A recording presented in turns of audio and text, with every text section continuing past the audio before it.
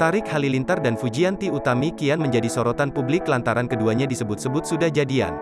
Baru-baru ini, Fuji membagikan potret kebersamaannya dengan Tarik.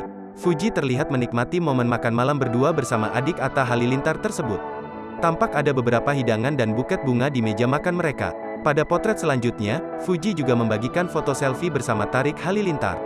Menariknya, Fuji terlihat memberikan kode mereka telah pacaran lewat keterangan unggahannya ini. Yes, tulis Fuji dikutip dari Instagram miliknya @fuji_, Jumat, tanggal 28 Januari tahun 2022. Meski tidak diketahui pasti apa maksud keterangan foto tersebut, Tarik juga tampak tak sungkan menunjukkan rasa cintanya pada Fuji. I love you, tulis Tarik Halilintar secara terang-terangan di kolom komentar.